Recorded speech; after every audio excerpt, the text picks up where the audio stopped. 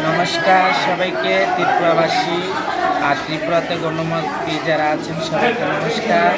আমরা আসছি যেহেতু আমরা শুনছি বন্যাতে মানুষ অনেক আহত হয়েছে, মানুষরা শিবিরে উঠেছে। আমরা আসছি শিবিরে, আমরা আগরতলায় বিভিন্ন জায়গায় দিব, বিভিন্ন জায়গায় যাব। আর আমরা আগরতলাতে এখানে বরতলা স্কুলে আছি, এখন বর্তমান দিচ্ছি আমরা চাল, ডাল, আলু, লবণ ওইসব বিভিন্ন জিনিস দিচ্ছি, সবার পাশে দাঁড়াচ্ছি। সবার থেকে আমরা একটা বিয়ের বকশিস, একটা বাচ্চা হলে বকশিস নিয়ে খাই।